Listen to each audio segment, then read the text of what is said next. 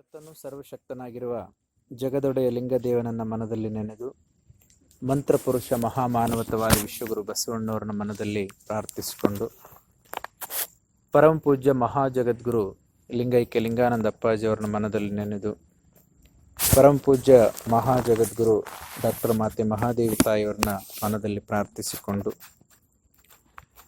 ಇಂದು ನೆನಪದಲ್ಲಿ ಭಾಗಿಯಾಗಿರ್ತಕ್ಕಂಥ ನಿಮ್ಮೆಲ್ಲರಿಗೂ ಭಕ್ತಿಪೂರ್ವಕ ಅನಂತ ಶರಣಾರ್ಥಿ.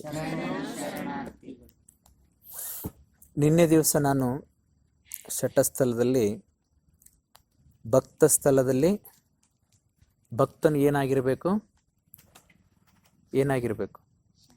ಶರಣರ ಸಂಘದಲ್ಲಿ ಅವು ಲಕ್ಷಣಗಳು ಹೇಳಿದ ಮೇಲೆ ಸ್ಟೆಪ್ ಬೈ ಸ್ಟೆಪ್ ಒಂದೊಂದು ಸಬ್ಜೆಕ್ಟ್ನಲ್ಲಿ ಅವನು ನಿರತನಾಗಿರಬೇಕಾಗ್ತದೆ. ಭಕ್ತನಾದವನು ಸಜ್ಜನರ ಸಂಘದಲ್ಲಿ ಸದಾ ಭಾಗಿಯಾಗಿರಬೇಕು. ಅವನು ಶರಣರ ಸಂಘದಲ್ಲಿ ಇದ್ದು ಅನುಭವ ಆಚರಣೆಯನ್ನು ಕಲ್ಕೊಳ್ಬೇಕು, ಸತ್ಯಶುದ್ಧನಾಗಿ ಬದುಕಬೇಕು. ಹಾಗಾಗಿ ಶರಣರ ಸಂಘದಿಂದ ನಮಗೆ ಏನೆಲ್ಲ ಲಾಭ ಆಗುತ್ತೆ ಅನ್ನೋದ್ರ ಬಗ್ಗೆ ನಿನ್ನೆ ದಿವಸ ಹೇಳಿದೆ. ಅದು ಸದ್ಭಕ್ತನ ಮುಖ್ಯವಾಗಿರ್ತಕ್ಕಂಥ ಒಂದು ಲಕ್ಷಣ. ಒಂದು ವಜ್ರ ಪಂಜರದಲ್ಲಿ ನಮ್ಮನ್ನು ಇಟ್ಟು ಕಾಪಾಡ್ತದೆ. ಯಾವುದು? ಶರಣರ ಸಂಘ. ಮನುಷ್ಯ, ನಾನು ಯಾವಾಗಲೂ ಹೇಳ್ತಾ ಇರ್ತೀನಿ, ಒಂಟಿಯಾಗಿ ಬದುಕ್ತಕ್ಕಂಥವನಲ್ಲ. ಒಂಟಿಯಾಗಿ ಬದುಕ್ತಕ್ಕಂಥವನು ಮನುಷ್ಯನೇ ಅಲ್ಲ. ಮನುಷ್ಯನಾದವನು ಸಂಘಜೀವಿ. ಮಾನವ ಏನು ಪ್ರಾಣಿ ಇದೆಯಲ್ಲ, ಇದು ಒಟ್ಟಾಗಿ ಗುಂಪಾಗಿ ಬದುಕ್ತಕ್ಕಂಥದ್ದು. ಹಾಗೆ ನೋಡಿದರೆ ಈ ಆನೆ ಇರಲಿ ಅಥವಾ ಕುದುರೆಗಳಿರಲಿ, ಈ ದೊಡ್ಡ ದೊಡ್ಡ ದೈತ್ಯ ಪ್ರಾಣಿಗಳೆಲ್ಲ ಗುಂಪಾಗಿ ಬದುಕ್ತಾವೆ. ಹುಲಿ ಇರಲಿ, ಸಿಂಹ ಇರಲಿ, ಕರಡಿ ಇರಲಿ, ಇವೆಲ್ಲ. ಹಾಗೆ ಮನುಷ್ಯನು ಸಹಿತ ಪ್ರಾಣಿ ತಾನೆ, ಅವನು ಸಹಿತ ಗುಂಪಾಗಿ ಬದುಕ್ತಾನೆ. ಆದರೆ ಅವೆಲ್ಲವೂ ಕೇವಲ ಪ್ರಜ್ಞೆಯಲ್ಲಿ ಬದುಕ್ತವೆ. ಆದರೆ ಮನುಷ್ಯ ಮಾತ್ರ ಅರಿವಿನ ಪ್ರಜ್ಞೆಯಲ್ಲಿ ಬದುಕ್ತಾನೆ. ಗೊತ್ತಾಯ್ತಾ? ಮನುಷ್ಯನು ಅರಿವಿನ ಪ್ರಜ್ಞೆಯಲ್ಲಿ ಬದುಕ್ತಾನೆ. The man as crown of creation. ನಾಗರಿಕ ಪ್ರಜ್ಞೆಯನ್ನು ಹೊತ್ಕೊಂಡು ಬದುಕ್ತಕ್ಕಂಥ ವಿಶ್ವದ ಪ್ರಾಣಿಗಳಲ್ಲಿ, ಜಗತ್ತಿನ ಪ್ರಾಣಿಗಳಲ್ಲಿ ಮನುಷ್ಯನು ಅತ್ಯಂತ ಶ್ರೇಷ್ಠವಾಗಿರ್ತಕ್ಕಂಥದ್ದು. ಹಾಗಾಗಿ ಇವನಿಗೆ ಬೇಕು ಶರಣರ ಸತ್ಸಂಗ. ಅನುವು ತನುವು ಆಪತ್ತು ಏನೇ ಇದ್ದರೂ, ಸುಖ ದುಃಖ ನೋವು ನಲಿವು ಧರ್ಮ ಅಧ್ಯಾತ್ಮ ಎಲ್ಲವನ್ನು ಹಂಚಿಕೊಂಡು ನಾವು ಒಟ್ಟೊಟ್ಟಿಗೆ ಬದುಕಬೇಕು ಅಂತಕ್ಕಂಥ ಒಂದು ನಿಯಮವನ್ನು ಪಾಲಿಸ್ತಕ್ಕಂಥವನು ಮಾನವ. ಹಾಗಾಗಿ ಈ ಒಂದು ಶರಣರ ಸತ್ಸಂಗದಲ್ಲಿ ಸದ್ಭಕ್ತನಾದವನು ಸದಾ ಇದ್ದು ನಮ್ಮ ಓರೆ ಕೋರೆಗಳನ್ನು ತಿದ್ದುಕೊಳ್ಬೇಕು. ಯಾಕಂದರೆ ನನ್ನ ಬೆನ್ನು ನನಗೆ ಕಾಣಿಸುತ್ತೇನೆ. ಈಗ ನನ್ನ ಬೆನ್ನಿನಿಂದ ಸೆಂಟ್ರದಲ್ಲಿ ಇರುವೆ ಹಚ್ಲಕತ್ತದ, ಅದನ್ನು ತೊಗೊಳಕ್ಕೆ ಬರ್ತದೆ? ಇಲ್ಲ. ಏನು ಮಾಡಬೇಕು? ಯಾರ ತೆಗಿಬೇಕು, ಹೌದಿಲ್ಲ? ಅಥವಾ ನನ್ನ ಬೆನ್ನಿಗೆ ಏನಾರ ಮಸಿ ಇತ್ತಂದ್ರೆ ಯಾರ ಹತ್ತಿದಂತ ಹೇಳಬೇಕಾಗ್ತದೆ, ಹೌದಿಲ್ಲ? ಒಬ್ಬರ ಬೆನ್ನು ಒಬ್ಬರಿಗೆ ಕಾಣಿಸೋದಿಲ್ಲ. ಹಾಗೆ ನಾವು ಮಾಡ್ತಕ್ಕಂಥ ತಪ್ಪುಗಳು, ಗೊತ್ತಿಲ್ಲಾರ್ದೇ ಮಾಡ್ತಕ್ಕಂಥ ತಪ್ಪುಗಳು, ಗೊತ್ತಾಗಿ ಮಾಡ್ತಕ್ಕಂಥ ತಪ್ಪುಗಳು ನಮಗೆ ಒಬ್ಬ ಗುರುವಾರ ತಿರ್ಸ್ಬೇಕಾಗ್ತದೆ. ಇಲ್ಲ ನಮ್ಮ ಜೊತೆ ಇರತಕ್ಕಂಥ ಒಡನಾಡಿಗರು, ಸ್ನೇಹಿತರು, ಬಂಧುಗಳು ಅವರೆಲ್ಲ ನಮ್ಮನ್ನು ಪರಿವರ್ತನೆ ಮಾಡಬೇಕಾಗ್ತದೆ. ಅದಕ್ಕಾಗಿ ತಪ್ಪು ಮಾಡ್ತಕ್ಕಂಥದ್ದು ಸಹಜ, ಮಾನವನ ಸಹಜವಾಗಿರ್ತಕ್ಕಂಥ ಗುಣಗಳು. ಆದರೆ ಮಾಡಿದ ತಪ್ಪನ್ನೇ ಮಾಡ್ತಾ ಮಾಡ್ತಾ ಮಾಡ್ತಾ ಹೋಗೋದು ಅದು ಅಜ್ಞಾನಿಯ ಲಕ್ಷಣ. ಅದು ಕ್ರೂರತ್ವವನ್ನು ಬೆಳೆಸ್ಕೊತ ಹೋಗ್ತದೆ.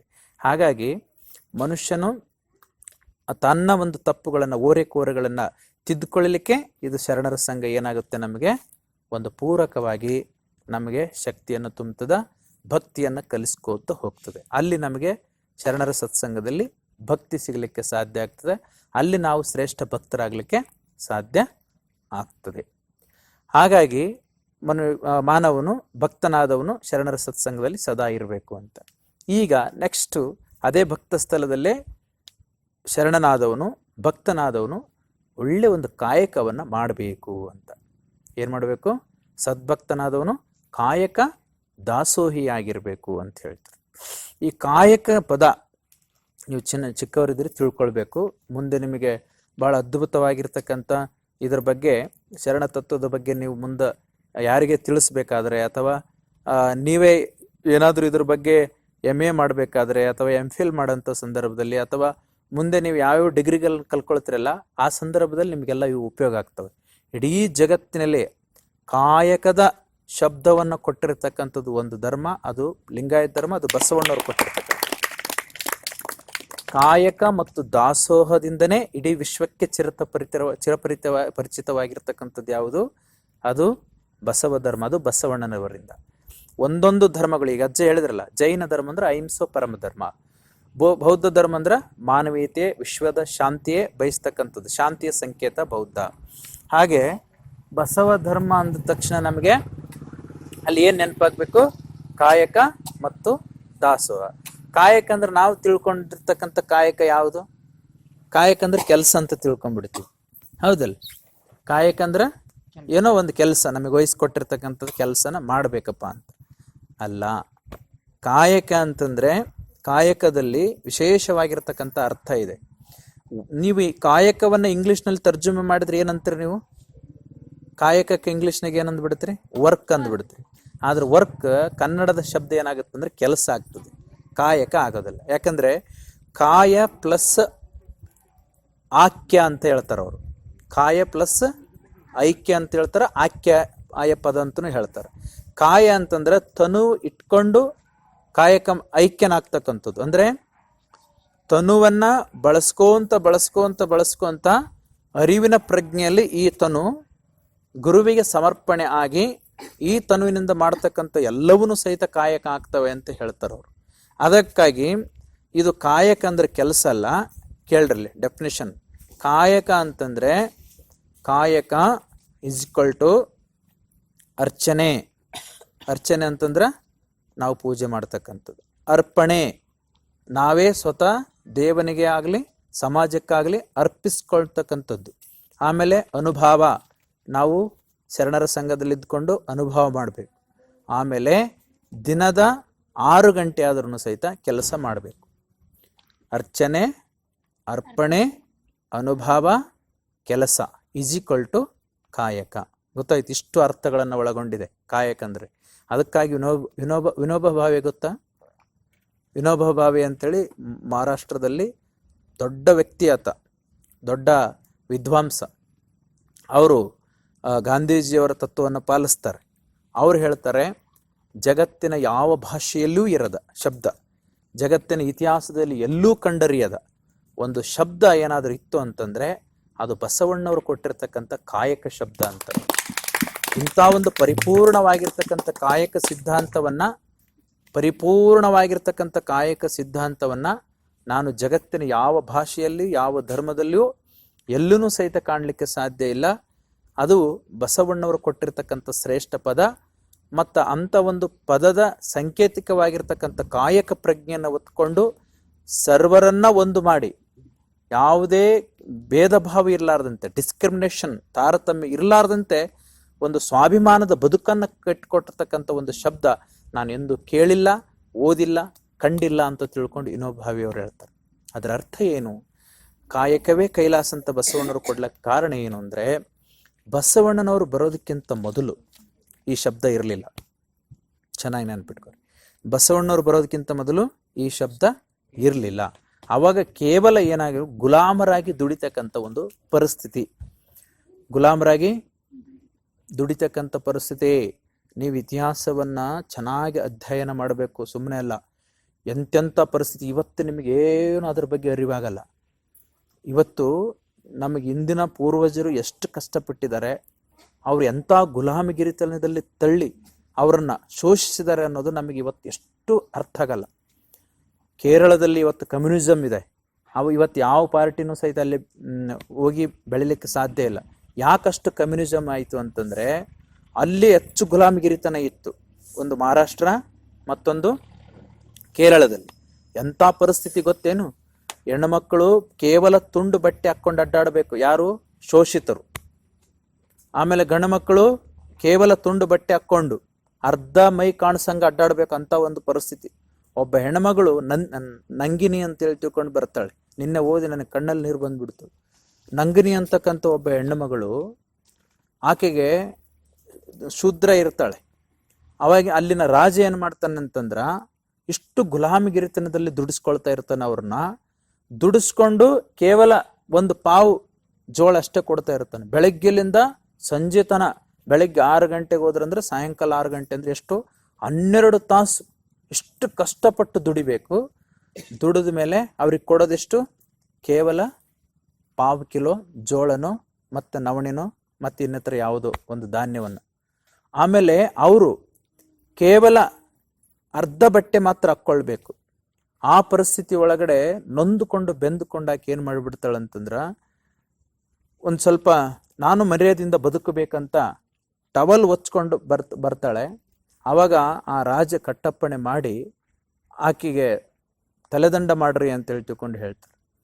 ಅವಾಗಾಗಿ ಯಾವ ದೇಹವನ್ನು ಅಕ್ಕಮಹಾದೇವಿ ಮುಂದೆ ಹೆಂಗೆ ಆ ಕೌಶಿಕಿಗೆ ಉತ್ತರ ಕೊಡ್ತಾಳೆ, ಹಂಗೆ ಯಾವ ದೇಹಕ್ಕಾಗಿ ನಿಮ್ಮ ಜೀವನ ಮಿಡಿತಾ ಇದೆಯೋ ಅಂಥ ದೇಹವನ್ನು ನೀವು ತಲೆದಂಡ ಮಾಡೋದಕ್ಕಿಂತ ನಾನೇ ತಲೆದಂಡ ಮಾಡ್ಕೊಳ್ತೀನಿ ಅಂತ ತಿಳ್ಕೊಂಡು ಆ ಸ್ತನವನ್ನೇ ಕಟ್ ಮಾಡಿ ಅವನಿಗೆ ಕೊಟ್ಬಿಡ್ತಾಳೆ. ಇಂಥ ಒಂದು ಕ್ರೂರವಾಗಿರ್ತಕ್ಕಂಥ ಘಟನೆಯನ್ನು ಅವತ್ತಿನ ಕಾಲದಲ್ಲಿ ಪಾಲಿಸ್ತಾ ಇದ್ರು. ಇದು ಹೆಜ್ಜೆಜ್ಜೆಗೆ ನಡೀತಾ ಇತ್ತು. ನಾವು ಹೆಣ್ಮಕ್ಳು, ನೀವು ಹೆಣ್ಮಕ್ಳಿದಿರಿ, ಸ್ವಾಭಿಮಾನದಿಂದ ಇವತ್ತು ಇದನ್ನು ಅರ್ಥ ಮಾಡ್ಕೋಬೇಕು. ಇತಿಹಾಸದಲ್ಲಿ ಬಹಳ ಕ್ರೂರ ರೀತಿಯಿಂದ ಹೆಣ್ಮಕ್ಳನ್ನ ನಡೆಸ್ಕೊಂಡಿದ್ದಾರೆ ಮತ್ತು ಶೂದ್ರನು ಸಹಿತ ಅದೇ ರೀತಿಯಾಗಿ ನಡೆಸ್ಕೊಂಡಿದ್ದಾರೆ. ಹಾಗಾಗಿ ಬಸವಣ್ಣವ್ರು ಬರಬೇಕಾಯಿತು. ಹಾಗಾಗಿಯೇ ನಮಗೆ ಸಾಕಷ್ಟು ಜನ ಮಹಾತ್ಮರು ಇದನ್ನ ಹೆಣ್ಮಕ್ಳು ಅಂತಂದ್ರೆ ನೋಡ್ರಿ, ಗಂಡ ಸತ್ರ ಅಂತಂದ್ರೆ ಆಕೆಗೆ ನೀವು ಸಮಾಜದಲ್ಲಿ ಓದ್ತೀರಿ, ಗಂಡ ಸತ್ಬಿಟ್ನಂತಂದ್ರೆ ಆಕೆಗೂ ಸಹಿತ ಚಿತೆ ಒಳಗಡೆ ಹಾಕಿಬಿಡ್ತಿದ್ರು. ಸತಿ ಸಹಗಮನ ಪದ್ಧತಿ ಅಂತ ಇತ್ತು, ಓದಿದ್ರಿಲ್ಲ? ಆಕೆ ಮುಲಾಜಿಲ್ದಂಗೆ ಗಂಡ ಸತ್ನಂದ್ರೆ ತಲೆ ಬಳಸ್ಕೊಳ್ಬೇಕಾಗಿತ್ತು, ವಿಕೃತವಾಗಿ ಆಗ್ಬಿಡ್ಬೇಕಾಗಿತ್ತು. ಇಂಥ ಒಂದು ಪರಿಸ್ಥಿತಿಯಲ್ಲಿ ಒಂದು ಹೆಣ್ಣು ಮಕ್ಕಳಿಗೆ ಕಣ್ಣನ್ನು ಒರೆಸ್ಲಿಕ್ಕೆ ಕಣ್ಣೀರನ್ನ ಮತ್ತೆ ಶೋಷಿತರಿಗೆ ಒಳ್ಳೆ ಒಂದು ಕಾಯಕ ಕೊಟ್ಟು ಬೆಲೆಯನ್ನು ತಂದು ಕೊಡ್ಲಿಕ್ಕೆ ಬಸವಣ್ಣವರು ಬರಬೇಕಾಯಿತು. ಅದಕ್ಕಿಂತ ಮೊದಲು ಗುಲಾಮಗಿರಿತನದಲ್ಲಿ ಹೆಂಗ್ ಬಳಸ್ಕೊಳ್ತಾ ಇದ್ರು? ಶ್ರೀಮಂತರಂತಂದ್ರೆ ಪುರೋಹಿತ ವರ್ಗದವರು, ಇವತ್ತಿನ ಬ್ರಾಹ್ಮಣರಲ್ಲ, ಅವತ್ತಿನ ಬ್ರಾಹ್ಮಣರು ಪುರೋಹಿತ ವರ್ಗದವರು. ಅವರು 12 ತಾಸು ದುಡಿಸ್ಕೊಳ್ಳೋದು ಅಲ್ಲದೆ ಆಮೇಲೆ ಅವ್ರ ಕೇರಿಯನ್ನು ಸ್ವಚ್ಛ ಮಾಡೋಂಥ ಪರಿಸ್ಥಿತಿಯಲ್ಲಿ ಅವ್ರು ಇರಬೇಕಾಗಿತ್ತು. ಅದಕ್ಕೆ ಅವರು ಉಳ್ಳವರು ಏನು ಇರಲಾರ್ದವರು ಮಾಡ್ತಕ್ಕಂಥ ಕೆಲಸ ಅವ್ರದ್ದು ಪುಣ್ಯ ಅಂತ ತಿಳ್ಕೊಂಡು ಅನ್ಕೋಬೇಕಾಗಿತ್ತು. ಅವರು ಅಂದ್ರೆ ಅವ್ರು ಸೇವೆ ಮಾಡ್ತಾ ಇದೀವಿ ಅಂತಂದ್ರೆ ನಮ್ಮ ಎಷ್ಟೋ ಜನ್ಮದ ಪುಣ್ಯ ಅಂತ ತಿಳ್ಕೊಂಡು ಭಾವಿಸ್ಕೊಳ್ತಕ್ಕಂಥ ಕೆಲಸವನ್ನ ಇಟ್ಟುಬಿಟ್ಟಿದ್ರು. ಅದಕ್ಕಾಗಿ ಬಸವಣ್ಣನವರು ಏನು ಜಾತಿಯ ಆಧಾರದ ಮೇಲೆ ಕಾಯಕವನ್ನು ಗುರುತು ಮಾಡಿ, ಜಾತಿಯ ಆಧಾರಗಳ ಮೇಲೆ ಕುಟ್ಟುವವನು, ಬೀಸುವವನು, ಬಟ್ಟೆ ತೊಳೆಯುವವನು, ಚಪ್ಪಲಿ ಮಾಡ್ತಕ್ಕಂಥವನು, ಏನೇನು ಅವ್ರವ್ರ ಕಾಯಕ ಮಾಡ್ತಾರಲ್ಲ ಆ ಕಾಯಕದ ಮೇಲೆ ಜಾತಿ ಪಟ್ಟವನ್ನು ಕಟ್ಟಿ ಅವ್ರನ್ನ ಹೀನಾಯವಾಗಿ ದುಡಿಸ್ಕೊಳ್ತಕ್ಕಂಥ ಒಂದು ಪರಿಸ್ಥಿತಿ ಅವತ್ತಿನ ಕಾಲದಲ್ಲಿ ಇತ್ತು. ಬಸವಣ್ಣವ್ರು ಏನು ಮಾಡಿದ್ರು ಗೊತ್ತಾ? ಕಾಯಕದಲ್ಲಿರ್ತಕ್ಕಂಥ ಆ ಒಂದು ಜಾತಿಯನ್ನು ಕಿತ್ತು ಹಾಕಿ, ಕಾಯಕ ಅಂತಂದ್ರೆ ಇದು ಪ್ರತಿಯೊಬ್ಬನು ತನ್ನ ಸ್ವಾಭಿಮಾನಕ್ಕಾಗಿ ಮಾಡ್ತಕ್ಕಂಥ ಒಂದು ಕಾಯಕ, ತನ್ನ ಹಕ್ಕನ್ನ, ಫ್ರೀಡಮನ್ನು, ಸ್ವತಂತ್ರತೆಯನ್ನು ಗಳಿಸ್ಕೊಳ್ತಕ್ಕಂಥ ಒಂದು ಕಾಯಕ. ಇದು ಯಾರು ಗುಲಾಮರಾಗಿ ದುಡಿಬೇಕಾಗಿಲ್ಲ, ಅವರಿಗಾಗಿ ದುಡ್ಕೋಬೇಕು, ಅವ್ರವ್ರ ಕೆಲಸ ಅವರೇ ಮಾಡ್ಕೋಬೇಕು ಅಂತ ತಿಳ್ಕೊಂಡು ಮೊಟ್ಟ ಮೊದಲು ಸ್ವತಂತ್ರವನ್ನು ಕೊಟ್ಟು ಕಾಯಕಕ್ಕೆ ದೈವತ್ವದ ಪಟ್ಟವನ್ನು ಕಟ್ಟಿರ್ತಕ್ಕಂಥವ್ರು ಬಸವಣ್ಣವರು.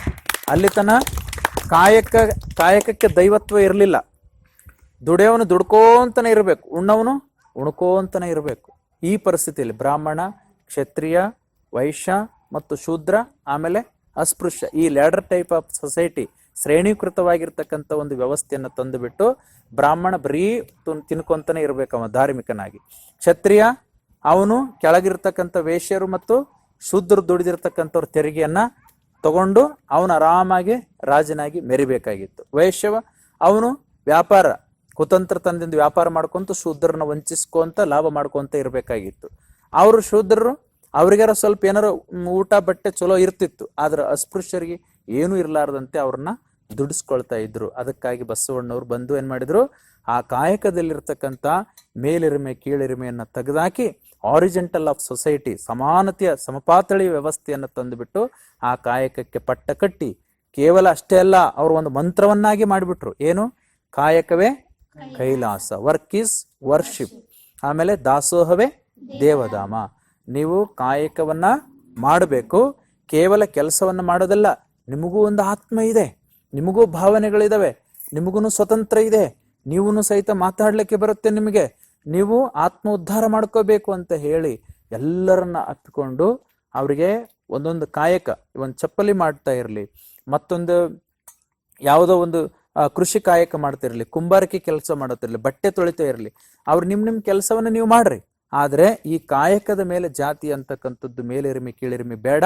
ನೀವೆಲ್ಲರೂ ಸಹಿತ ಮಹಾಮನೆಗೆ ಬರ್ರಿ, ಅನುಭವ ಮಂಟಪದಲ್ಲಿ ಭಾಗಿಯಾಗ್ರಿ, ನೀವು ಸಹಿತ ಬ್ರಾಹ್ಮಣರಂಗೆ ಓದಬಹುದು ಬರಿಬಹುದು ಅಂತ ತಿಳ್ಕೊಂಡು ಮೊಟ್ಟ ಮೊದಲ ಬಾರಿಗೆ ಸಾರ್ವತ್ರಿಕ ಶಿಕ್ಷಣವನ್ನ ತಂದಿರತಕ್ಕಂಥವ್ರು ಯಾರು ಅಂದ್ರೆ ಬಸವಣ್ಣ. ಇವತ್ತು ನಮ್ಮ ಸರ್ಕಾರಗಳು ಏನ್ ಹೇಳ್ತಾ ಇದ್ದಾವೆ, ನಾವು ಸಾರ್ವತ್ರಿಕ ಶಿಕ್ಷಣ ತಂದಿವಿ ಅಂತ ಹೇಳಿ ತಿಳ್ಕೊಂಡು ಹೇಳ್ಕೊಳ್ತವೆ. ಆದ್ರೆ ಮೊಟ್ಟ ಮೊದಲ ಬಾರಿಗೆ ಸಾರ್ವತ್ರಿಕ ಶಿಕ್ಷಣ ಯಾರು?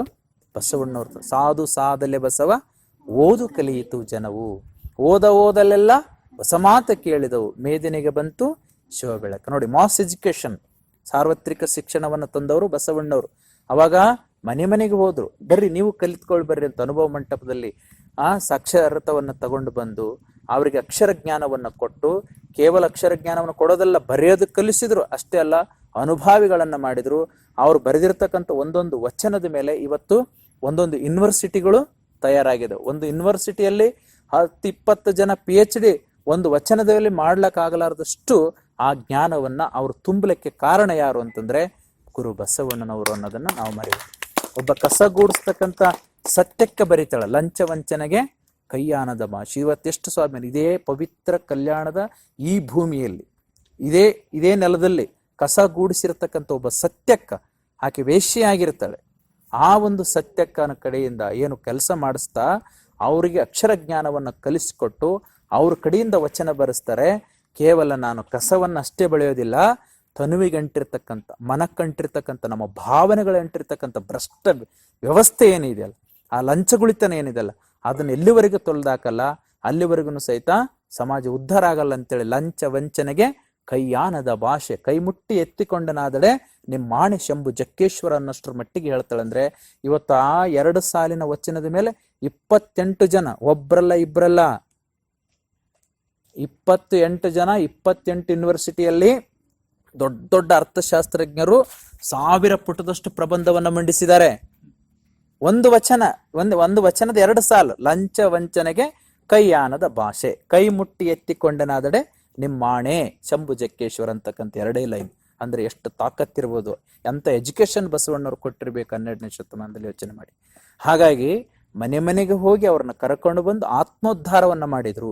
ಅವರಿಗೆ ಫುಲ್ ಸ್ವತಂತ್ರ ಫ್ರೀಡಮ್ ಅನ್ನು ಕೊಟ್ಬಿಟ್ರು. ಹಾಗಾಗಿ ಕಾಯಕವ ಕಲಿಸುವುದಕ್ಕೆ ನಾಯಕನು ಬಸವಯ್ಯ. ಅಲ್ಲಿವರೆಗೂ ಕಾಯಕ ಯಾರು ಕಲಿಸ್ಲಿಲ್ಲ, ಕಾಯಕದ ಗೌರವತ್ವ ಹೇಳ್ಕೊಡ್ಲಿಲ್ಲ, ದೈವತ್ವ ಹೇಳ್ಕೊಡ್ಲಿಲ್ಲ. ಕಾಯಕ ಅಂತಂದ್ರೆ ನಮ್ದೊಂದು ಕರ್ಮ, ಅದು ನಾವು ಮಾಡ್ತಕ್ಕಂಥದ್ದು ಕರ್ಮ, ಎಷ್ಟೋ ಜನ್ಮದ ಕರ್ಮ, ಇವ್ರ ಸೇವೆ ಮಾಡೋದು ಅಂತ ತಿಳ್ಕೊಂಡು ಕಾಯಕಕ್ಕೆ ಕರ್ಮದ ಸಿದ್ಧಾಂತವನ್ನ ಹಾಕಿ ಅವ್ರನ್ನ ಶತಶತಮಾನಗಳ ಕಾಲ ವಂಚಿಸ್ತಾ ಇದ್ರು. ಅದನ್ನ ಬಸವಣ್ಣವ್ರು ತಡೆ ಹಿಡಿದು ಫ್ರೀಡಮ್ ಆಗಿ 8 ತಾಸು ಕೆಲಸ ಮಾಡ್ರಿ, ಕೆಲಸ ಮಾಡಿದ್ದನ್ನ 1% ನೀವು ಈ ಒಂದು ರಾಜ್ಯಕ್ಕೆ ಬೊಕ್ಕಸಕ್ಕೆ ಕೊಡ್ರಿ ತೆರಿಗೆ, ಆಮೇಲೆ ನಿಮಗಾಸ್ಕರವಾಗಿ 90% ಇಟ್ಕೊಳ್ರಿ, ಇನ್ನು 9% ನೀವು ಧಾರ್ಮಿಕ ಕೆಲಸಕ್ಕೆ ಕೊಡ್ರಿ ಅಂತ ತಿಳ್ಕೊಂಡು ಈ ರೀತಿಯಾಗಿರ್ತಕ್ಕಂಥ ಶ್ರೇಣೀಕೃತ ವ್ಯವಸ್ಥೆಯನ್ನು ತಗೊಂಡು ಬಂದು ಅವರಿಗೆ ಸ್ವಾಭಿಮಾನ ಕಲಿಸಿಕೊಟ್ರು ಬಸವಣ್ಣನವರು. ಹಾಗಾಗಿ ಇಲ್ಲಿ ಕಾಯಕವನ್ನ ಕಲಿಸಿರ್ತಕ್ಕಂಥ ಒಂದು ಬಸವಣ್ಣನವರು ಒಂದು ದೈವತ್ವವನ್ನು ತಂದು ಕೊಟ್ರೆ, ಕಾರ್ಲ್ ಮಾರ್ಕ್ಸ್ ಇತ್ತೀಚಿನ 18-19ನೇ ಶತಮಾನದ ರಷ್ಯಾದ ಕಾರ್ಲ್ ಮಾರ್ಕ್ಸ್ ಹೇಳ್ತಾನೆ, ಅವನು ಕಾಯಕದ ಗೌರವತ್ವ ತಂದು ಕೊಟ್ಟ. ಅವನು ಕಾಯಕ ಗೌರವತ್ವ ತಂದು ಕೊಟ್ಟು ಎಲ್ಲರೂ ಸುಭಿಕ್ಷಕರಾಗಿರ್ಬೇಕು, ಯಾರು ಭಿಕ್ಷಕರಿರಬಾರ್ದು, ಅವರಿಗೆ ಊಟ ಉಡುಗೆ ತೊಡುಗೆ ಫಸ್ಟ್ ಕ್ಲಾಸ್ ಆಗಿ ಅವರು ಹೆಂಡತಿ ಮಕ್ಕಳು ಕುಟುಂಬ ಮನೆ ಇರಬೇಕು ಅಂತ ತಿಳ್ಕೊಂಡು ಅವನು ಕಾಯಕಕ್ಕೆ ಗೌರವ ಕೊಟ್ಟ. ಕೇವಲ ಮನೆ ಉಡುಗೆ ತೊಡುಗೆ ಇಷ್ಟಿದ್ರೆ ಸಾಕಾಗೋದಿಲ್ಲ, ಅವ್ರು ಉದ್ಧಾರ ಆಗ್ಲಿಕ್ಕೆ ಸಾಧ್ಯ ಇಲ್ಲ. ಅವರಿಗೆ ಅವ್ರದೇ ಆಗಿರ್ತಕ್ಕಂಥ ಯೋಚನೆಗಳಿದಾವೆ, ಅವ್ರಿಗೆ ಅವ್ರದೇ ಆಗಿರ್ತಕ್ಕಂಥ ಒಂದು ಸ್ವಾಭಿಮಾನ ಇದೆ, ಅವ್ರಿಗೆ ಅವ್ರದೇ ಆಗಿರ್ತಕ್ಕಂಥ ಒಂದು ಸ್ವತಂತ್ರತೆ ಇದೆ. ಅದನ್ನ ನಾವು ಜಾಗೃತ ಮಾಡಬೇಕು, ಆ ಅನುಭವವನ್ನ ಎಕ್ಕಿ ತೆಗಿಬೇಕು. ಅವಾಗ ಆದಾಗ ಮಾತ್ರ ಅವ್ರ ಆತ್ಮೋದ್ಧಾರ ತಾವೇ ಮಾಡ್ಕೊಳ್ತಾರೆ. ಇಲ್ಲಾಂದ್ರೆ ಅದನ್ನು ಗುಲಾಮಗಿರಿತನ ವ್ಯವಸ್ಥೆ ಇವತ್ತು ರಷ್ಯಾದಲ್ಲಿ ಇದೆ, ಚೀನಾದಲ್ಲಿ ಇದೆ, ಕೇರಳದಲ್ಲಿದೆ. ಕಮ್ಯುನಿಸಂ ಇದೆ, ಅಲ್ಲಿ ಪ್ರಜಾಪ್ರಭುತ್ವವಿಲ್ಲ. ಕಮ್ಯುನಿಸಂ ಅಂತಂದ್ರೆ ಏನು ಪ್ರಜೆಗಳಿಗೆ ಬೇಕೋ ಅದನ್ನೆಲ್ಲ ಪೂರೈಸೋದು. ಕೇವಲ ಭೌತಿಕವಾಗಿರ್ತಕ್ಕಂಥ ವ್ಯವಸ್ಥೆಗಳನ್ನ, ನಮಗೆ ಬೇಕಾಗಿರ್ತಕ್ಕಂಥ ಊಟ ಉಡುಗೆ ತೊಡುಗೆ ಮನೆ ಇಷ್ಟಾದ್ರೂ ಸಾಕಾಗೋದಿಲ್ಲ. ಅವನ ಆತ್ಮೋದ್ಧಾರ ಮಾಡ್ಕೊಳ್ಬೇಕಂದ್ರೆ ಪ್ರಜಾಪ್ರಭುತ್ವದಲ್ಲಿ ಡೆಮೊಕ್ರಟಿಯಲ್ಲಿ ಧಾರ್ಮಿಕ ಆಚರಣೆಯನ್ನು ಮಾಡಬೇಕಾಗ್ತದೆ. ಆ ಧಾರ್ಮಿಕ ಆಚರಣೆಗೆ ಸ್ವತಂತ್ರವನ್ನು ಕೊಟ್ಟವರು ಯಾರು ಅಂದ್ರೆ ಅವರು ಬಸವಣ್ಣನವರು. ಹಾಗಾಗಿ ಈ ರೀತಿಯಾಗಿರ್ತಕ್ಕಂಥ ಅಪ್ಪರ್ ಇನ್ಫಿನಿಟಿ ಅಂಡ್ ಔಟ್ಲುಕ್ ಅಂದ್ರೆ ಕೀಳಿರಿಮೆ ಮತ್ತು ಮೇಲಿರಿಮೆ ವ್ಯವಸ್ಥೆಯನ್ನು ಸಂಪೂರ್ಣವಾಗಿ ಬುಡ ಸಮೇತ ಕಿತ್ತೆಸೆದು ಕಾಯಕ ಗೌರವತ್ವವನ್ನು ತಂದುಕೊಟ್ಟು ಪ್ರತಿಯೊಬ್ಬರು ಸ್ವಾಭಿಮಾನದಿಂದ ಕಾಯಕ ಮಾಡಬೇಕಂತ ಹೇಳಿಕೊಟ್ಟವರು ಬಸವಣ್ಣನವರು. ಸೊ ಹೀಗಾಗಿ ಇಂಥ ಒಂದು ಬಸವಣ್ಣನವರು ಭಾಳ ಚೆನ್ನಾಗಿ ಹೇಳ್ತಾರೆ. ಅವರು ಒಂದು ವಚನದಲ್ಲಿ, ಒಲೆಗಂಡಲ್ಲದೆ ಪಿಂಡಕ್ಕೆ ನೆಲಗಾಶ್ರಯವಿಲ್ಲ, ಜಲಬಿಂದುವಿನ ವ್ಯವಹಾರ ಎಲ್ಲವೂ ಒಂದೇ, ಏನನೋದಿ ಏನ ಕೇಳಿ ಏನು ಫಲ, ಸಪ್ತಧಾತು ಸಮಂ ಪಿಂಡಂ ಸಮಯೋನಿ ಸಮುದ್ಭವಂ, ಕಾಶಿ ಕಮ್ಮಾರನಾದ ಬೀಸಿ ಮಡಿವಾಳನಾದ, ಆಸನಕ್ಕೆ ಸಾಲಿಗನಾದ, ವೇದವನೋದಿ ಹಾರುವನಾದ, ಕರ್ಣದೊಳಗೆ ಜನಿಸಿದವರುಂಟೆ. ನೋಡಿ ಹೆಂಗ್ ಪ್ರಶ್ನೆ ಮಾಡ್ತಾರೆ. ಕಾಶಿ ಕಮ್ಮಾರನಾದ, ಬೀಸಿ ಮಡಿವಾಳನಾದ, ಆಸನಕ್ಕೆ ಸಾಲಿಗನಾದ. ಅಲ್ಲಪ್ಪ, ಬ್ರಾಹ್ಮಣರು ನೀವಂತೀರಿ, ಎಷ್ಟೋ ಜನ್ಮ ನಾವು ಎತ್ತಿ ಬಂದ್ರೂ ಸಹಿತ ಬ್ರಾಹ್ಮಣರು ನಾವು ಬ್ರಾಹ್ಮಣರಾಗಿ ಇರ್ತೀವಿ ಅಂತ ತಿಳ್ಕೊಂಡು ಹೇಳ್ತೀರಿ. ನೀವೂ ಸಹಿತ ತಾಯಿಯ ಗರ್ಭದಿಂದನೇ ಹುಟ್ಟಿ ಬಂದಿರೋದಲ್ಲ. ಏನು ಕಿವಿಯಿಂದ ಹುಟ್ಟಿ ಬಂದಿರೋ, ಏನು ಕಣ್ಣಿನಿಂದ ಹುಟ್ಟಿ ಬಂದಿದ್ರೋ, ಎಲ್ಲಿಂದ ಹುಟ್ಟಿ ಬಂದಿದ್ರಿ? ಅದಕ್ಕೆ ಬಸವಣ್ಣವರು ಅಮೂಲಾಗ್ರವಾಗಿರ್ತಕ್ಕಂಥ ಪರಿವರ್ತನೆ ತರಲಿಕ್ಕೆ ಪ್ರಯತ್ನ ಪಟ್ಟರು. ಅದು ಮನುಷ್ಯನಲ್ಲಿ ಅರ್ಥ ಆಗ್ತಕ್ಕಂಥ ಒಂದು ಭಾಷೆಗೆ ತಂದಿಳಿಸಿದ್ರು ಅದಕ್ಕೆ ಭಾವನೆಗಳನ್ನು. ಹಾಗಾಗಿ ನಾವೆಲ್ಲರೂ ಸಮ ಪ್ರಮಾಣದಲ್ಲಿ ಬಂದಿರತಕ್ಕಂಥವ್ರು, ನಮ್ಮಲ್ಲಿ ಭೇದ ಇಲ್ಲ. ಅವನು ಸಾಮಾನ್ಯನಿರಲಿ, ಅವನಿಗೆ ವಿದ್ಯೆ ಕಲಿಸಿದ್ರೆ ಅಂದ್ರೆ ಅವನು ಬ್ರಾಹ್ಮಣನಾಗ್ತಾನೆ. ಹೌದಲ್ಲ? ಈಗ ನಾನು ಸಂಸ್ಕೃತ ಮಂತ್ರ ಅಥವಾ ಭಾಳ ವಚನಗಳನ್ನು ನಮ್ಮ ದರ್ಶನಗ ರೂಮ್ನಾಗ ಕೂಡಿ ಹಾಕ್ಸಿ 1 ವರ್ಷ ಬಿಡಲಾರ್ದಂಗೆ ಅವನಿಗೆ ಕಲಿಸಿದ್ರೆ ಅವನು ದೊಡ್ಡ ಯೋಗಿ ಆಗಬಲ್ಲ, ಒಬ್ಬ ಶಿಕ್ಷಣ ತಜ್ಞ ಆಗಬಲ್ಲ. ಆದ್ರೆ ಅವನು ಕಲಿಯಲ್ಲ. ಅವ ಫ್ರೀ ಬಿಟ್ರೆ ಕಲಿಯಲ್ಲ. ಅವನಿಗೆ ರೂಮ್ನಾಗ ಕೂಡಿ ಹಾಕಿದ್ರೆ ಕಲಿಸ್ಬೋದಲ್ಲ? ಸಾಧ್ಯ ಇದೆಯಲ್ಲ? ಈಗ ನಮ್ಮ ಮುಕ್ತಾಯಕ್ಕೆ IAS ಆಫೀಸರ್ ಮಾಡ್ಬೇಕಂತೇಳಿ ಛಲ ತೊಟ್ಕೊಂಡು ನಾವು ಕಲಿಸಿಬಿಟ್ವಿ ಅಂದ್ರೆ ಆಗ್ತಾಳಿಲ್ಲ? ಹೌದಿಲ್ಲ? ಆಗ್ತಾರೆ. ಅಂದ್ರೆ ಅವ್ರ ಸ್ವಪ್ರಯತ್ನನೂ ಬೇಕು, ಆಮೇಲೆ ಹೇಳ್ಕೊಡೋರ್ನು ಸಹಿತ ಬೇಕು. ಇವೆರಡಾದಾಗ ಮಾತ್ರ ಯಾರು ಏನು ಬೇಕಾದ್ದು ಆಗ್ಬೋದು ಅಂತಕ್ಕಂಥ ಈ ಮಾತನ್ನ ಬಸವಣ್ಣವ್ರು ಬರೋದಕ್ಕಿಂತ ಮೊದಲು ಯಾರೂ ಮಾಡಲಿಲ್ಲ, ಬಸವಣ್ಣವರೇ ಮಾಡಿದ್ರು. ಅದಕ್ಕಾಗಿ ಯಾರು ಯಾವ ಕಾಯಕವನ್ನು ಮಾಡ್ತಾರೋ ಆ ಕಾಯಕದಲ್ಲಿ ಅವ್ರನ್ನೇ ಹೆಚ್ಚು ಬೆಳೆಸಿದಂತೆಲ್ಲ ಅವರು ಚೆನ್ನಾಗಿ ಬೆಳ್ಕೊತ ಹೋಗ್ತಾರೆ. ಈ ವಿಷಯದಲ್ಲಿ ಗಾಂಧೀಜಿನೂ ಸಹಿತ ಎಡವಿ ಬಿಟ್ಟ. ಒಬ್ರು ಯಾರೋ ಯಾರವಾಡ ಜೈಲದಲ್ಲಿ ಇದ್ದಾಗ ಕೇಳಿದ್ರು, ಅಲ್ಲರಿ ಮತ್ತು ಸಾಮಾನ್ಯ ಅಗಸ ಅವನು ಓದಿ ಬ್ರಾಹ್ಮಣ ಹುದ್ದೆಯನ್ನು ಪಡ್ಕೊಂಡ್ರಂತಂದ್ರೆ ಅವನ ಮೂಲ ಜಾತಿ ಹೋಗಿ ಬ್ರಾಹ್ಮಣ ಆಗ್ಬೋದೇನ್ರಿ ಅಂತಂದ್ರೆ ಸಾಧ್ಯನೇ ಇಲ್ಲ ಅಂದ. ಯಾರು? ಗಾಂಧೀಜಿಯವರು. ಯಾಕೆ ಅಂದರು, ಅವನು ಬ್ರಾಹ್ಮಣ ಹುದ್ದೆ ಮಾಡ್ಬೋದು, ಆದರೆ ಅವನು ಹುಟ್ಟಿರ್ತಕ್ಕಂಥ ಜಾತಿ ಹೋಗೋದಿಲ್ಲ ನಮ್ಮ ಭಾರತದಲ್ಲಿ ಅಂತ. ಆದರೆ ಬಸವಣ್ಣನವರು ಅಂಗದ ಮೇಲೆ ಲಿಂಗ ಕಟ್ಟಿಬಿಟ್ಟು ಅವರ ತನುವಿನ ಪೂರ್ವಾಶ್ರಯವನ್ನು ಕಳೆಯೋದಲ್ಲದೆ ಮನದಲ್ಲಿ ಪ್ರಾಣಲಿಂಗಕ್ಕೆ ಲಿಂಗ ಮಂತ್ರವನ್ನು ಹೇಳಿ ಅವರ ಮನದ ಪೂರ್ವಾಶ್ರಯ ಕಳೆದು ಅಷ್ಟೇ ಅಲ್ಲದೆ ಭಾವನೆಗಳಲ್ಲಿರ್ತಕ್ಕಂಥ ಆ ವ್ಯವಸ್ಥೆಯನ್ನು ಕಿತ್ತಿ ಬುಡ ಸಮೇತ ತೆಗೆದಾಕಿ ಅವ್ರನ್ನ ಮನುಷ್ಯರಷ್ಟೇ ಅಲ್ಲ ಶರಣರನ್ನಾಗಿ ಮಾಡಿರ್ತಕ್ಕಂಥ ಕೀರ್ತಿ ಬಸವಣ್ಣನವರದಿದೆ. ಹಾಗಾಗಿ ಕಾಯಕ ಯೋಗಿ ಬಸವಣ್ಣನವರು, ಆದರ್ಶ ಕಾಯಕ ಯೋಗಿ. ಇಂಥ ಒಂದು ಬಸವಣ್ಣನವರು ಒಬ್ಬ ಸದ್ಭಕ್ತನ ಆಗಲಿಕ್ಕೆ ಯಾವ ಕಾಯಕವನ್ನು ಮಾಡಬೇಕು ಅಂತೇಳಿ ನೋಡಿ, ಇದೊಂದು ಮಾತು ಬಹಳ ಚೆನ್ನಾಗಿ ತಿಳ್ಕೊಳ್ಬೇಕು ನೀವು. ನಾವು ಇವತ್ತಿಗೂ ಸಹಿತ ನಾವು ಬಹಳ ದೊಡ್ಡ ಶ್ರೀಮಂತ ಇದ್ದಾನಂತೇಳಿ ಅವನೊಬ್ಬ ದೊಡ್ಡ ರಾಜಕೀಯ ಮುತ್ಸದ್ದಿ, ಪ್ರಧಾನಿ ಅಥವಾ ಮುಖ್ಯಮಂತ್ರಿ, ಒಬ್ಬ ಸಚಿವ ಅದನಂತೇಳಿ ಅವನಿಗೆ ರೆಸ್ಪೆಕ್ಟ್ ಕೊಡ್ತೀವಿ. ಆದರೆ ಮುಖ್ಯಮಂತ್ರಿ ಇರಲಿ, ಪ್ರಧಾನಮಂತ್ರಿ ಇರಲಿ, ದೊಡ್ಡ ರಾಜಕಾರಣಿ ಇರಲಿ, ದೊಡ್ಡ ದೊಡ್ಡ ಸ್ವಾಮಿಗಳು ಇರಲಿ, ಪೀಠಾಧಿಪತಿಗಳಿರಲಿ, ಅವ್ರು ಯಾರೇ ಇದ್ರೂ ಸಹಿತ ಕಲ್ಲು ತಿಂತಾರೇನು? ಬಂಗಾರ ತಿಂತಾರೇನು? ಏನು ವಜ್ರ ತಿಂತಾರೆ? ಆ ಅಜ್ಜ ಹೇಳಿದ್ನಲ್ಲ, ಅಳ್ಳು ಕೋಳಿ ತಿಂದಂಗೆ ಅಳ್ಳು ತಿಂತಾರೇನು? ಅರಳು ಇಲ್ಲಲ್ಲ. ಊಟನೇ ಮಾಡ್ಬೇಕಲ್ಲ, ಊಟನೇ ಮಾಡ್ಬೇಕು. ಅವ್ರು ಎಷ್ಟೇ ದೊಡ್ಡವ್ರು ಇದ್ರು ಸಹಿತ ಹಸಿವೆ ಆದಾಗ ರೊಟ್ಟಿ ಅನ್ನ ಊಟ ಮಾಡಲೇಬೇಕು. ನೋಡ್ರಿ, ಯಾರು ಅನ್ನ, ರೊಟ್ಟಿ, ಜೋಳ, ಅನ್ನಕ್ಕೆ ಭತ್ತ, ಆಮೇಲೆ ಇನ್ನಿತರ ಏನು ಪದಾರ್ಥಗಳಿದಾವಲ್ಲ, ಆ ಮೂಲ ಪದಾರ್ಥದ ರಾ ಮೆಟೀರಿಯಲ್ಸ್ ಅನ್ನು ಉತ್ಪಾದನೆ ಮಾಡ್ತಕ್ಕಂಥವ್ರು ಯಾರು? ರೈತರು ತಾನೆ. ಆ ರೈತನಿಗೆ ಎಳ್ಳಷ್ಟನ್ನು ಸಹಿತ ಕಿಮ್ಮತ್ತಿರಲಿಲ್ಲ, ಅವನಿಗೆ ಗೌರವನೇ ಇರಲಿಲ್ಲ, ಅವನು ದುಡಿತಾನೆ ಇರಬೇಕು ಹಾಗೆ. ಆದ್ರೆ ಇವರು ಅವನಿಂದ ಪಡ್ಕೊಂಡು ದಲ್ಲಾಳಿಗಳಾಗಿ ದುಪ್ಪಟ್ಟು ಮಾರಾಟ ಮಾಡಿಕೊಂಡು ಅವ್ರನ್ನ ಮೇಲ್ಪಟ್ಟಿದ್ದವರು ಕಂಪನಿಗಳನ್ನು ಓಪನ್ ಮಾಡಿಕೊಂಡು ಅದಕ್ಕಿಂತ 10 ಪಟ್ಟು ಲಾಭ ಮಾಡಿಕೊಂಡು ದೊಡ್ಡವರಾಗಿ ಮೆರೆದು ಬಿಟ್ರು. ಅವರು ಗುಲಾಮರಾಗಿ ಇವರು ಸದಾಕಾಲ ಸೆಲ್ಯೂಟ್ ಹೊಡ್ಕೊಂತಾನೆ ಇರಬೇಕು. ಆದ್ರೆ ಬಸವಣ್ಣವ್ರು ಏನು ಮಾಡಿದ್ರು ಗೊತ್ತೇನು? ಇಡೀ ಇತಿಹಾಸದಲ್ಲಿ ಅಭಿಮಾನ ಇರ್ಬೇಕು ಬಸವಣ್ಣವ್ರ ಬಗ್ಗೆ. ಜಾಗತಿಕ ಇತಿಹಾಸದಲ್ಲಿ ರೈತನ ಪಾದಕ್ಕೆ ಶರಣು ಮಾಡಿರ್ತಕ್ಕಂಥ ಒಬ್ಬರೇ ಗುರು, ಅದು ಬಸವಣ್ಣನವರು. ರೈತನಿಗೆ ಪಾದಕ್ಕೆ ಶರಣು ಮಾಡಿದ್ರು. ಎಷ್ಟು ಚಂದ ಹೇಳ್ತಾರ ವಚನದಲ್ಲಿ ಅಂದ್ರ, ಕೃಷಿ ಕೃತ್ಯ ಆವ ಕಾಯಕ ವಾದಡೇನೋ ತನು ಮನ ಬಳಸಿ ಗಳಿಸಿ ತಂದು ಗುರುಲಿಂಗ ಜಂಗಮಕ್ಕೆ ವೆಚ್ಚಿಸಿ ಅಂದ್ರೆ ಗುರುಲಿಂಗ ಜಂಗಮಕ್ಕೆ ಅರ್ಪಿಸಿ ದಾಸೋಹ ಮಾಡುವ ಪರಮ ಸದ್ಭಕ್ತನ ಪಾದವ ತೋರಯ್ಯ. ಯಾರು ದಾಸೋಹ ಮಾಡ್ತಾರೆ ನೋಡಿ? ಕೃಷಿ ಕೃತ್ಯ ಕಾಯಕವ ಬೆಳಗ್ಗೆಲಿಂದ ಸಂಜೆ ತನ ಬೆವರು ಸುರಿಸಿ ದುಡಿದಿರ್ತಕ್ಕಂಥ ಒಬ್ಬ ರೈತ, ಅವನು ಸ್ವಾಭಿಮಾನದಿಂದ ಸತ್ಯ ಪ್ರಾಮಾಣಿಕವಾಗಿ ದುಡುಕೊಂಡು ಬಂದು ಗುರುಲಿಂಗ ಜಂಗಮಕ್ಕೆ ಅರ್ಪಿಸಿ ವ್ಯಕ್ತಿ, ಸಮಷ್ಟಿ, ರಾಷ್ಟ್ರ, ಕುಟುಂಬ ಎಲ್ಲವಕ್ಕೂ ಅರ್ಪಣೆ ಮಾಡಿ ದಾಸೋಹ ಮಾಡತಕ್ಕಂಥ ಪರಮ ಸದ್ಭಕ್ತ ಯಾರು ಅಂದ್ರೆ ರೈತ. ಅವನ ಶ್ರೀಪಾದವ ತೋರಿಸಿ ಬದುಕು ಅಂತ ಹೇಳ್ತಿಕೊಂಡು ಬದುಕಿಸ ಅಂತ ಹೇಳ್ತಾರೆ. ದಾಸೋಹ ಮಾಡುವ ಪರಮ ಸದ್ಭಕ್ತನ ಪಾದವ ತೋರಯ್ಯ ಎನಗೆ, ಅದೆಂತೆಂದಡೆ ಆತನ ತನು ಶುದ್ಧ. ರಾಜಕಾರಣಿಗಳು ತನು ಶುದ್ಧ ಇರಲ್ಲ, ಮನ ಶುದ್ಧ ಇರಲ್ಲ. ಎಜ್ಜಜ್ಜಿಗೆ ಬರೀ ಸುಳ್ಳು ಹೇಳ್ಕೊಂತಾನೆ ಇರ್ತಾರೆ, ಎಜ್ಜಜ್ಜಿಗೆ ಭ್ರಷ್ಟಾಚಾರ ಮಾಡ್ಕೊಂತಿರ್ತಾರೆ. ಅಧಿಕಾರಿಗಳು ಲಂಚ ಭ್ರಷ್ಟಾಚಾರ ಹೊಡ್ಕೊಂಡು ಅವ್ರ ಸರ್ಕಾರ ಸಂಪತ್ತನ್ನು ಹೊಡ್ಕೊಂಡ್ರೆ, ಖಜಾನೆ ಖಾಲಿ ಮಾಡೋರು ರಾಜಕಾರಣಿಗಳಾಯ್ತಂತಂದ್ರೆ, ಧಾರ್ಮಿಕ ಮುಖಂಡರು ಆ ಬಡವ್ರದೇ ಯಾವುದೋ ಒಂದು ಮಂತ್ರ ತಂತ್ರ ಅದು ಇದು ಅಂತ ತಿಳ್ಕೊಂಡು ಹೇಳಿಬಿಟ್ಟು ಅವರಲ್ಲಿ ಇರ್ತಕ್ಕಂಥ ದುಡ್ಡನ್ನು ದೋಚ್ಕೊಂಡು ಅವರು ದೊಡ್ಡವರಾಗಿ ಧಾರ್ಮಿಕ ಮುಖಂಡರು ಎಲ್ಲರನ್ನು ರೈತನ ಮೇಲೆ ನಾವು ಏನ್ ಮಾಡ್ತಾ ಇದ್ವಿ? ಭಾರ ಹೊರಿಸ್ತಾ ಇದೀವಿ. ಬಸವಣ್ಣರು ಏನ್ ಮಾಡ್ತಾರೆ? ರೈತನಿಗೆ ಗೌರವವನ್ನು ಕೊಟ್ಟು, ನೀನಪ್ಪ ನಮಗೆ ಅನ್ನ ಕೊಡ್ತಾ, ಅವನು ತನು ಶುದ್ಧ, ಅವನ ತನುವನ್ನ ಕಾಪಾಡಬೇಕು, ಅವನಿಗೆ ಏನೆಲ್ಲ ಕೊಡಬೇಕು. ಇವತ್ತು ನಾಚಿಗೆ ಆಗುತ್ತೆ ನಮಗೆ. ನೀವು ಸಣ್ಣವರಿದ್ರೆ ನಿಮ್ಮ ಮುಂದೆ ನಾನು ಹೇಳ್ಬೇಕು, ನಾಚಿಗೆ ಆಗುತ್ತೆ ನಮಗೆ. ಯಾವ ರೈತ ಹೊಲದಲ್ಲಿ ಕಷ್ಟಪಟ್ಟು ಸಾಲ ತಂದು ತರಕಾರಿನೋ ಹಣ್ಣುನೋ ಬೆಳೆಯನ್ನು ಬೆಳಿತಾನ, ಅವನು ರೇಟ್ ಇಲ್ಲ ಅಂಥೇಳಿ, ಮಾರಾಟ ಆಗ್ತಾ ಇಲ್ಲ ಅಂಥೇಳಿ ಟ್ರ್ಯಾಕ್ಟರ್ ತಗೊಂಡು ಹೊಲದಾಗ ಅವು ಬೆಳೆದಿರ್ತಕ್ಕಂಥ ಬೆಳೆನ ನಾಶ ಮಾಡ್ತಾನ, ನೋಡ್ಕೊಂತ ನಕ್ಕೊಂತ ಇದ್ರು. ಆದ್ರೆ 40 ದಿವಸ ಸರ್ಕಾರಕ್ಕೆ ಆದಾಯ ಇಲ್ಲ ಅಂತ ಹೇಳಿ ಏಕಾಏಕಿ ಎಣ್ಣೆ ಮೊನ್ನೆ ದಿವಸ ಹೇಳಿದ್ನಲ್ಲ, ಬಾರ್ ಓಪನ್ ಮಾಡಿದ್ರು. ಆದ್ರೆ ಕ್ಯೂ ಒತ್ತಿ ಅವರು ಎಣ್ಣೆ ಖರೀದಿ ಮಾಡಿದ್ರು.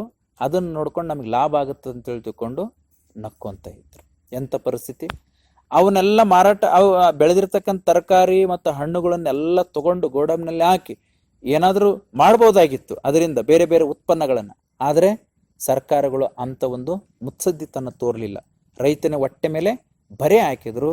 ಆದ್ರೆ ಶ್ರೀಮಂತನಿಗೆ ಲಾಭ ಮಾಡಿಕೊಟ್ಟು ಅದು ಕುಡಿದ್ರೂ ಸಹಿತ ದೇಹ ಹಾಳು, ಹೆಂಡತಿ ಮಕ್ಕಳ ಹಾಳು, ಕುಟುಂಬ ಹಾಳು ಅಂಥವಕ್ಕೆ ಅವಕಾಶ ಮಾಡಿಕೊಟ್ಟಿರ್ತಕ್ಕಂಥ ಸರ್ಕಾರನ ಇಂಥ ಒಂದು ಸರ್ಕಾರದಿಂದ ಕಲ್ಯಾಣ ರಾಜ್ಯ ಆಗಲಿಕ್ಕೆ ಸಾಧ್ಯನ? ಅದಕ್ಕೆ ಬಸವಣ್ಣರು ಹೇಳ್ತಾರೆ, ರೈತನ ತನು ಶುದ್ಧ, ರೈತನ ಮನ ಶುದ್ಧ, ಆತನ ಭಾವ ಶುದ್ಧ, ಆತನ ನಡೆನುಡಿ ಎಲ್ಲವೂ ಶುದ್ಧ ಪಾವನವು, ಆತಂಗೆ ಉಪದೇಶ ಮಾಡಿದಾತನೇ ಪರಮ ಸದ್ಗುರು. ನೋಡಿ ಇಲ್ಲಿ ಬಸವಣ್ಣನವರು ರಿಟರ್ನ್ ಹೆಂಗೆ ಹೇಳ್ತಾರೆ ನೋಡಿ. ಸದ್ಗುರುಗಳಿಂದ ಭಕ್ತನು ಕೇಳಿ ಭಕ್ತನು ಉದ್ಧಾರ ಆಗ್ತಾರೆ ಅಂತ ತಿಳ್ಕೊಂಡು ಪರಂಪರೆ ಹೇಳ್ಕೊಂತ ಬರ್ತದೆ. ಅಂದ್ರೆ ಗುರುಗಳ ಮಾತು ಕೇಳ್ಕೊಂಡು ನಾವು ಉದ್ಧಾರ ಆಗ್ತೀವಿ ಅಂತ ಅಲ್ಲಲ್ಲ. ಬಸವಣ್ಣವ್ರು ಹೇಳೋದಂಗಲ್ಲ. ಯಾರು ತನು ಮನ ಶುದ್ಧವಾಗಿ ಇಟ್ಕೊಂಡು ರೈತ ನಮಗೆ ಅನ್ನ ಕೊಡ್ತಾನಲ್ಲ, ಅವನಿಗೆ 4 ಮಾತು ಬೋಧನೆ ಮಾಡಿದ್ರ ರೈತ ಪಾವನ ಆಗಲ್ಲ, ಗುರು ಪಾವನ ಆಗ್ತಾನೆ. ತಿಳ್ಕೊಂಡ್ರೆ, ರೈತ ಕಷ್ಟಪಟ್ಟು ಬೆವರು ಸುರಿಸಿ ತನುವನ್ನ ಸವಿಸಿ ಮನವನ್ನ ಸವಿಸಿ ಭಾವನೆಗಳನ್ನು ಹಂಚ್ಕೊಂಡು ಮಣ್ಣಲ್ಲಿ ಮಣ್ಣಾಗಿ ದುಡಿತಾನಲ್ಲ, ಅವನಿಗೆ 4 ಮಾತು ಹೇಳಿದ್ರ ರೈತ ಶುದ್ಧ ಆಗಲ್ಲ. ಯಾರು ಶುದ್ಧ ಆಗ್ತಾರ? ಹೇಳಿದವರು ಪಾವನ ಆಗ್ತಾರಂತ. ಗುರು ಪಾವನ.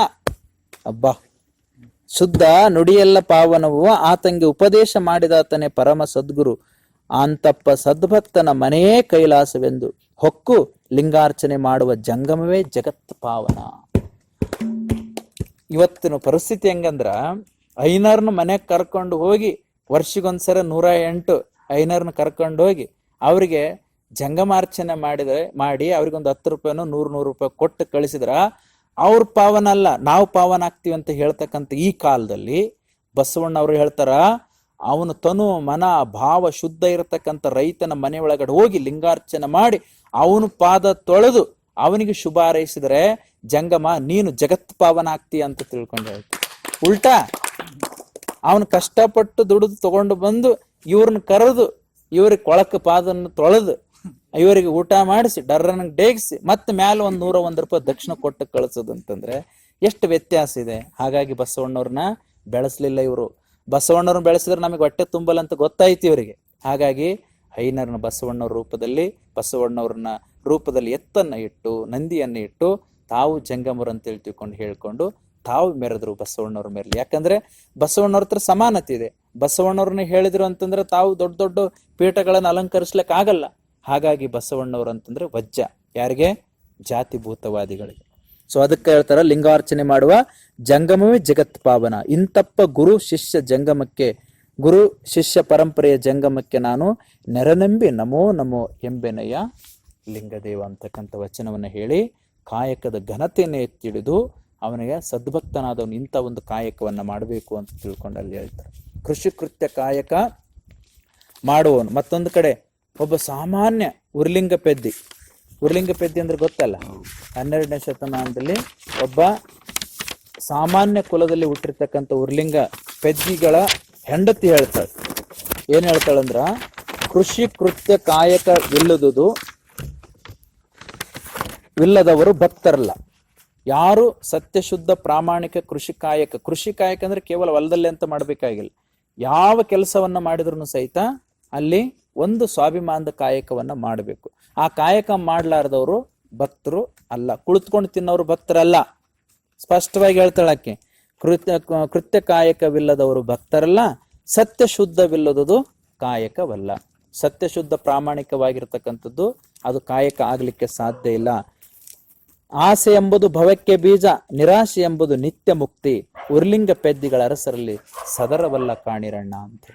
ಹಾಗಾಗಿ ನಾವು ಕಾಯಕ ಮಾಡಬೇಕಾದ್ರೆ ಸತ್ಯಶುದ್ಧ ಪ್ರಾಮಾಣಿಕದ ಕಾಯಕತೆ, ಆ ಘನತೆ ನಾವು ಉಳಿಸ್ಕೊಂಡು ಮಾಡಿದಾಗ ಮಾತ್ರ ನಾವು ನಿಜವಾಗಿರ್ತಕ್ಕಂಥ ಸದ್ಭಕ್ತರ ಆಗ್ತೀವಿ ಅಂತ ತಿಳ್ಕೊಂಡು ಎಲ್ಲ ಶರಣರ ಅಭಿಪ್ರಾಯಗಳು ಅದೇ ಆಗಿದೆ.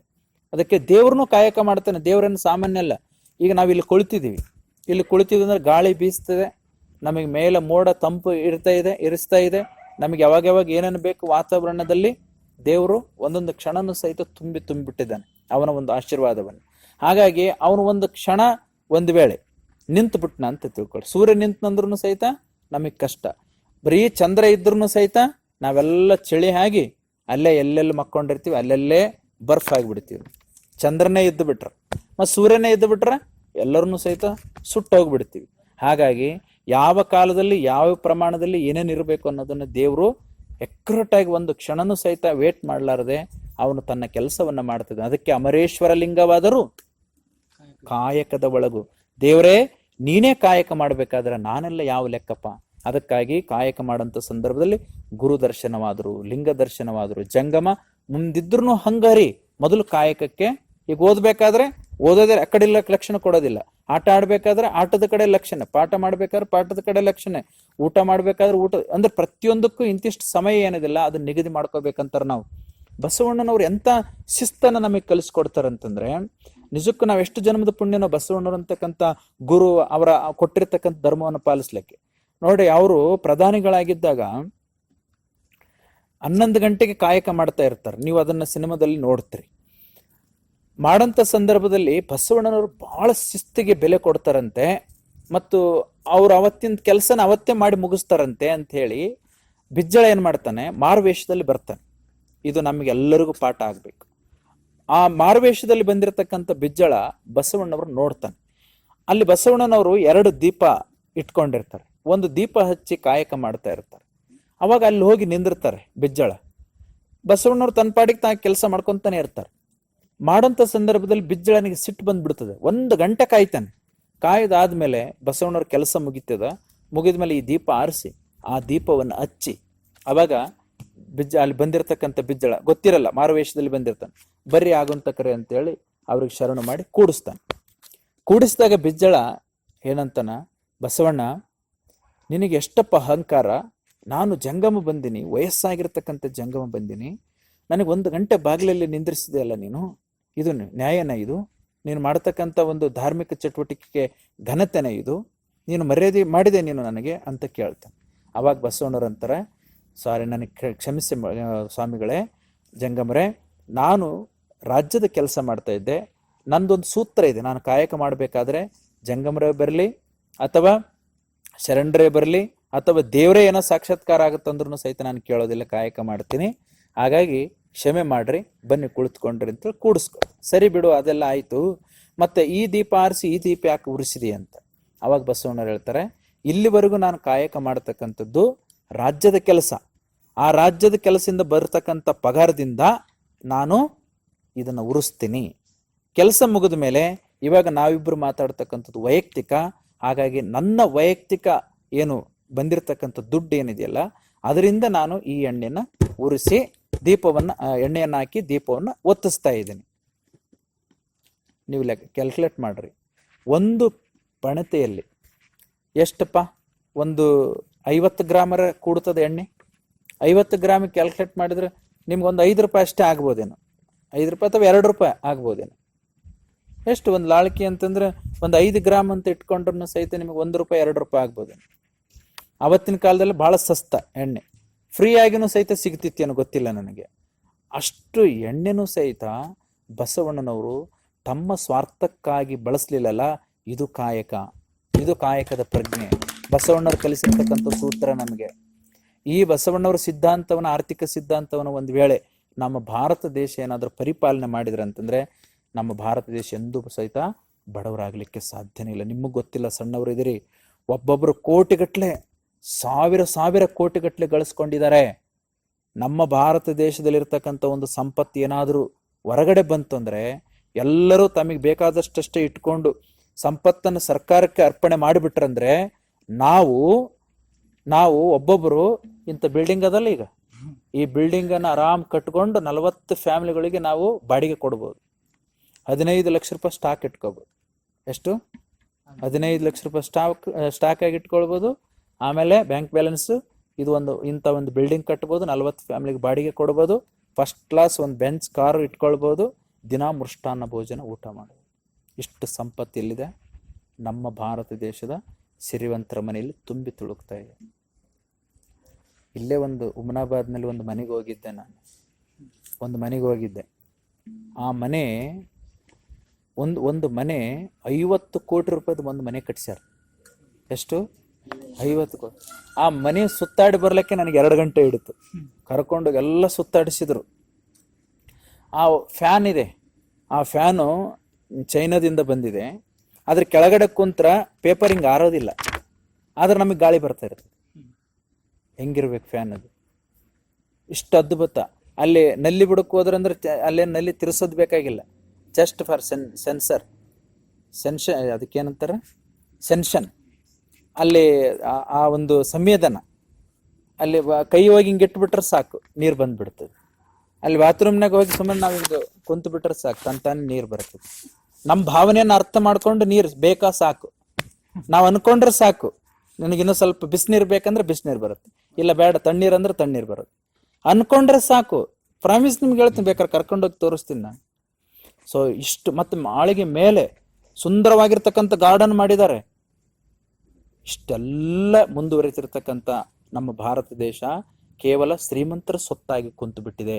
ಹಾಗಾಗಿ ಬಡವರು ಬಡವರಾಗಿರ್ತಾರೆ, ಶ್ರೀಮಂತರು ಶ್ರೀಮಂತರಾಗಿರ್ತಾರೆ.